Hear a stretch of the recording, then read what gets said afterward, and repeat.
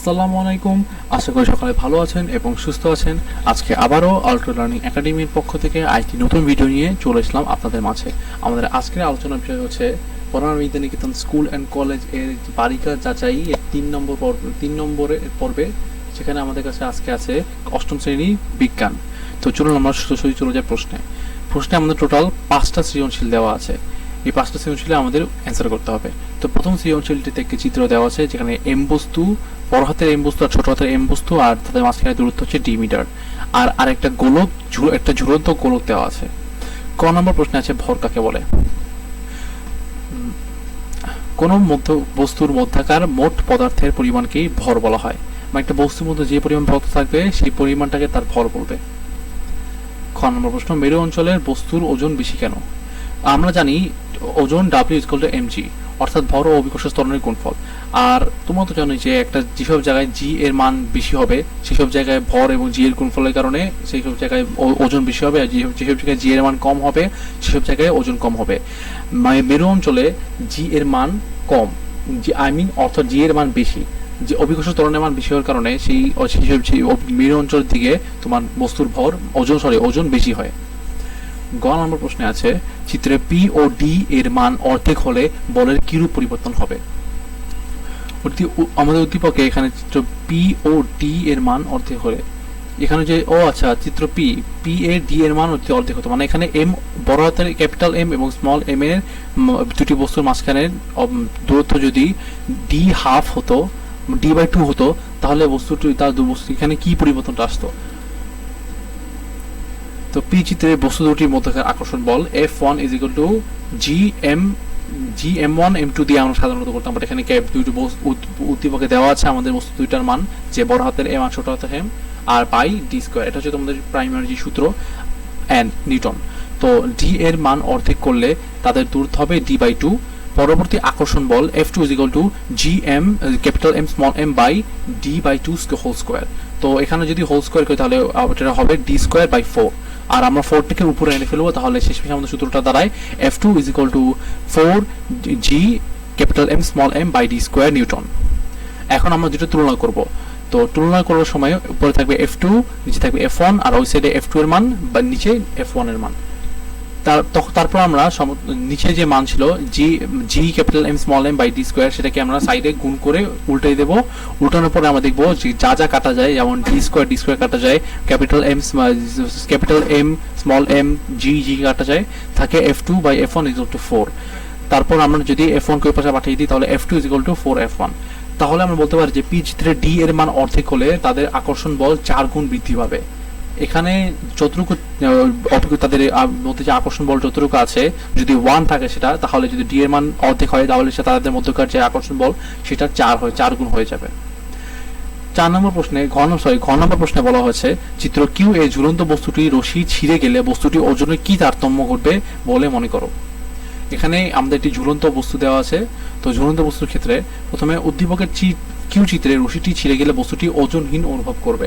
যদি বস্তুটির ভর m এবং অভিকর্ষ ত্বরণ g হয়, তবে ঝুলন্ত অবস্থায় বস্তুটির ওজন mg, কারণ বস্তুটি mg পরিমাণ বল রশিটির উপর প্রয়োগ করে, মানে এই বস্তুটি দুটি ভর অনুভব করবে, একটি হচ্ছে এটি নিজস্ব ভর, আর একটি অভিকর্ষ ত্বরণের ফলে যে ভরটি অনুভব করে।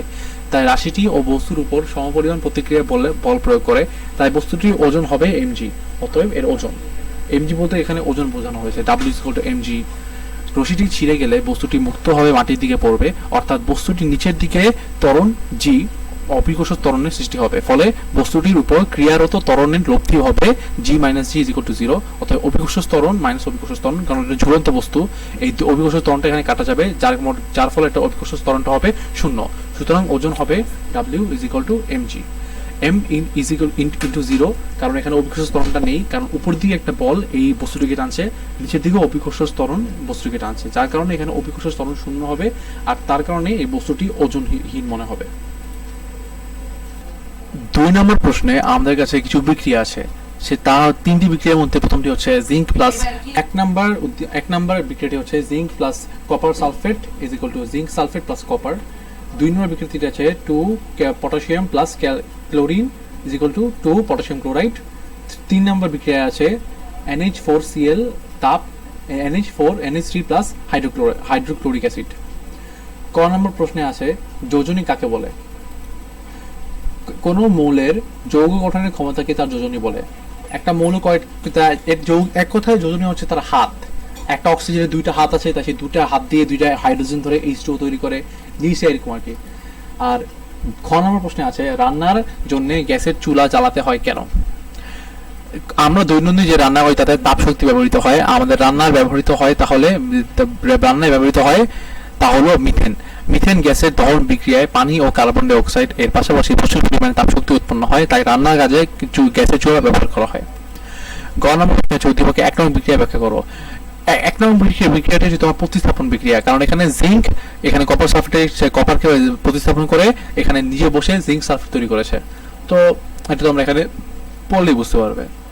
এটা এক কথায় প্রশ্ন উত্তর আর কি। বিজ্ঞান তোমার সহজ, খুবই সহজ। ঘ নম্বর প্রশ্নে আছে 2 ও 3 পরস্পর ভিন্নধর্মী বিশ্লেষণ করো। 2 নাম্বার যে বিক্রিয়াটি আছে পটাশিয়াম ও ক্লোরিন, এই দুটি মৌল একসাথে হয়ে পটাশিয়াম ক্লোরাইড গঠন করে, সেটা হচ্ছে সংযোজন বিক্রিয়া। সংযোজন বিক্রিয়া হচ্ছে যেখানে কিনা দুইটা মৌল মিলে একটা যৌগ গঠন করে, সেটাকে বলা হয় সংযোজন বিক্রিয়া। আর 3 নম্বরে যে বিক্রিয়াটি দেওয়া হয়েছে যে NH4 প্লাস মানে অ্যামোনিয়াম ক্লোরাইড বিয়োজিত হয়ে অ্যামোনিয়া ও হাইড্রোক্লোরিক অ্যাসিড উৎপন্ন করে, এখানে অ্যামোনিয়া ভেঙে দুইটা মৌল তৈরি হয়েছে, এই জন্য এখানে এটাকে বলা হয় বিয়োজন বিক্রিয়া। যেসব বিক্রিয়ায় একটা মানে যৌগ ভেঙে দুইটা মৌল তৈরি হয় তাকে বলা হয় তোমার বিয়োজন বিক্রিয়া। তো সুতরাং 2 ও 3 আলাদা ভিন্নধর্মী দুইটা বিক্রিয়া। এখানে আমাদের এটা শেষ হয়। 3 নম্বর প্রশ্নে আমাদের একটি চিত্র আছে, সেখানে এম্পিয়ার, ভোল্ট আর এখানে একটি সার্কিট দেওয়া হয়েছে। তো চলো এখন আমরা এটা শুরু করি। ক নম্বর প্রশ্নে আছে পর্যায়বৃত্ত প্রবাহ কাকে বলে? যে তড়িৎ প্রবাহ সময়ের সাথে নিজের দিক পরিবর্তন করে তাকে পর্যায়বৃত্ত প্রবাহ বলে। খ নম্বর প্রশ্ন বিভিন্ন যন্ত্রপাতির জন্য বিভিন্ন মানের ফিউজ প্রয়োজন হয় কেন? বিভিন্ন বৈদ্যুতিক দুর্ঘটনা এড়ানোর জন্য যে ব্যবস্থা গ্রহণ করা হয় তাকে ফিউজ বলে। ফিউজ তোমার এক একটা যন্ত্রের জন্য এক একটা ব্যবহার করা হয়, কারণ এক একটা যন্ত্র এক এক ধরনের বিদ্যুৎ টানে। যেমন তোমার একটা ফ্যান যতটুকু বিদ্যুৎ টানে তার চেয়ে অনেক বেশি বিদ্যুৎ টানে হলে তোমার একটা ইস্ত্রি অথবা ওভেন। তো এখন তুমি ফ্যানের জন্য যেই ফিউজ দিবা সেটা যদি তুমি ওভেনের জন্য দাও তাহলে একটা সেই ফিউজের সাথে সাথেই ব্লাস্ট হয়ে যাবে। আর তুমি যদি একটা ওভেনের জন্য যে ফিউজ সেটা যদি ফ্যানকে দাও তাহলে ফ্যানটা তোমার চলবে না, অথবা ফ্যানটা নষ্ট হয়ে যাবে, কারণ এক একটা ফিউজের মান বেশি। এই জন্য এক একটা যন্ত্রপাতির জন্য এক একটা ফিউজ ব্যবহার করতে হয়। গ নম্বর প্রশ্নে আছে চিত্র কে এর রোধ এর মান বের করো। এখানে কে এর রোধের মান বের করতে বলা হয়েছে। ক নম্বর 3 গ প্রশ্নে চিত্র কে এর তড়িৎ প্রবাহ হচ্ছে I = 3 এম্পিয়ার। এম্পিয়ার হচ্ছে 3 আর ভোল্ট এখানে আছে 12 ভোল্ট 3 এম্পিয়ার। তো এখানে সূত্র হচ্ছে I = V/R, এখানে R হচ্ছে রোধ। তো আর তাই এখানে আমরা রুট আরটাকে ওই পাশে নিয়ে আসলে আইটা ওই পাশে নিচে চলে যাবে, তো এখানে হবে R = V/I, উপরে ভোল্ট নিচে এম্পিয়ার, তো 12/3, এখানে হবে টোটাল 4 ওহম, 4 রোধ আর কি। তো এখন ঘ নম্বর প্রশ্নে আছে A ও V এর পরস্পর স্থান বিনিময়ে L কার্যক্রম সচল থাকবে কি? যুক্তিসহ মতামত করো, যুক্তিসহ মতামত দাও। এখানে বলা হচ্ছে যদি A নাম্বারটা আর V নাম্বারটা পরস্পর স্থান বিনিময় করে তাহলে কি L মানে L এর যে সার্কিটটি এটা কি চলবে কিনা? উদ্দীপকে বর্ণিত অ্যামিটার এ V হলো ভোল্টমিটার। অ্যামিটারকে বর্তনীতে শ্রেণী সংযোগ দেওয়া এবং ভোল্টমিটারকে বর্তনীতে সমান্তরাল সংযোগ দেওয়া হয়। অ্যামিটারে অভ্যন্তরীণ রোধের মানে খুবই কম হওয়ায় একই শ্রেণী সংযোগ দিলে বর্তনীর প্রবাহ মাত্রার কোনো পরিবর্তন হয় না। অন্যদিকে ভোল্টমিটারে অভ্যন্তরীণ রোধের মান অনেক বেশি বলে একে বর্তনীতে সমান্তরাল সংযোগ দেওয়া হয়। ভোল্টমিটারকে সমান্তরাল সংযোগ দিলে বর্তনীর প্রবাহ মাত্রার কোনো পরিবর্তন হয় না। উদ্দীপকের A ও V অবস্থান পরস্পর পরিবর্তন করা হলে অ্যামিটার বর্তনীতে সমান্তরালে যুক্ত হবে এবং ভোল্টমিটার শ্রেণীতে সংযুক্ত হবে। এক্ষেত্রে বর্তনীর মোট রোধের পরিমাণ বৃদ্ধি পাবে, ফলে বর্তনীতে তড়িৎ প্রবাহের মানের তুলনামূলক হ্রাস ঘটবে। সুতরাং বলা যায় যে A ও V এর স্থানে পরিবর্তন করা হলে বর্তনীটি সচল থাকবে না। 4 নম্বর সৃজনশীলে আমাদের দুটো মানে একটা ছোট একটা ছকে দুটো জিনিস দেওয়া আছে, একটা হচ্ছে আমিষ আর একটা হচ্ছে খাদ্যপ্রাণ। ক নম্বর প্রশ্নে আছে মৌল বিপাক কাকে বলে? বিপাক ক্রিয়া চালানোর জন্য যে শক্তি প্রয়োজন হয় তাকে মৌল বিপাক বলে। খ নম্বর প্রশ্ন দেহের জন্য রাফেজ খাবার প্রয়োজন কেন? বায়োলজিক্যাল প্রশ্ন, শস্যদানা, ফলমূল, সবজি অপাচ্য অংশকে রাফেজ বলে। রাফেজ কোনো পুষ্টি উপাদান নয়, তবে স্বাস্থ্য রক্ষার জন্য এটি একটি গুরুত্বপূর্ণ উপাদান। পৌষ্টিক নালীর ভিতর দিয়ে সরাসরি স্থানান্তরিত হয়। ফল ও সবজির রাফেজ হলো সেলুলোজ নির্মিত কোষপ্রাচীর। খাবার থেকে রাফেজ পাওয়া যায়, কোষ্ঠকাঠিন্য দূরীকরণের কাজ করে। গ নম্বর প্রশ্ন, উদ্দীপকের 1 এই নির্দেশিত খাবারের অভাবে সৃষ্ট রোগগুলোর লক্ষ্য বর্ণনা করো।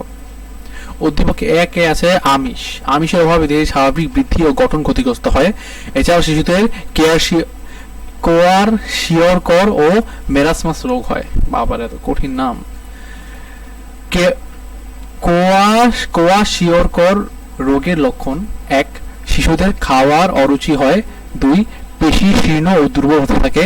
চামড়া, চুলের মসৃণতা ও রং নষ্ট হয়ে যায়। 3 ডায়রিয়া রোগ হয়, শরীরে পানি আসে। 4 পেট বড় হয়। মেরাসমাস রোগের লক্ষণ: আমিষ ও ক্যালোরি উভয়ই অভাব ঘটে, ফলে দেহের বৃদ্ধি বন্ধ হয়ে যায়। 2 শরীর ক্ষীণ হয়, অস্থিরচমর্সার হয়ে যায়। অস্থিরচমর্সার হয়ে যায়, চিনা জিনিসটা আমি। চামড়া ও ত্বক খসখসে হয়ে ঝুলে পড়ে।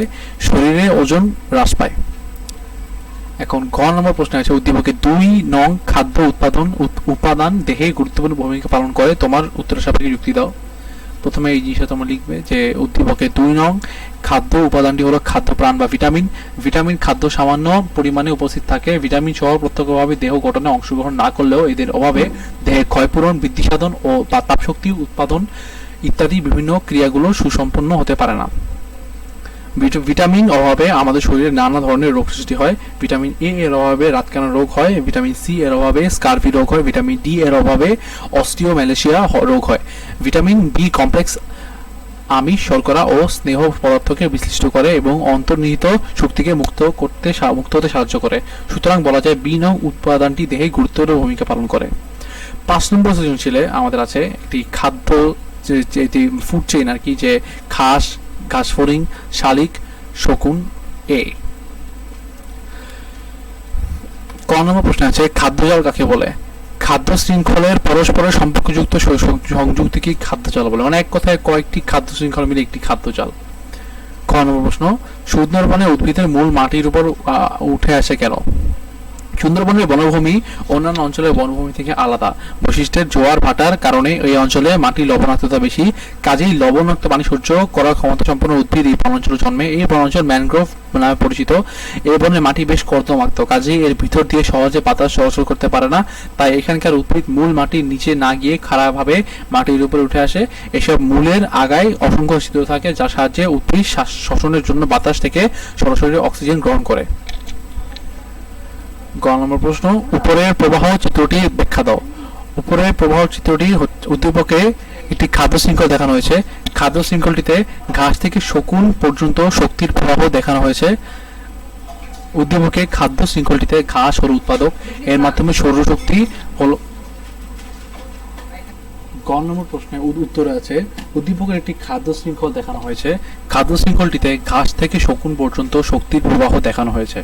উদ্দীপকের খাদ্য শৃঙ্খলটিতে ঘাস হল উৎপাদক, এদের মাধ্যমে সৌরশক্তি হতে প্রাপ্ত রাসায়নিক শক্তি বিভিন্ন প্রাণীতে খাদ্য শৃঙ্খলের মাধ্যমে স্থানান্তরিত হয়। প্রথম স্তরে খাদক ঘাসফড়িং সবুজ উদ্ভিদ খাওয়ার মাধ্যমে রাসায়নিক শক্তি সঞ্চয় করে, আবার শ্বসন প্রক্রিয়ায় কিছু পরিমাণ শক্তি বিনষ্ট করে। এভাবে খাদ্য শৃঙ্খলটি ঘাসফড়িং থেকে দ্বিতীয় স্তরে খাদক শালিকে শক্তি প্রবাহিত হয়।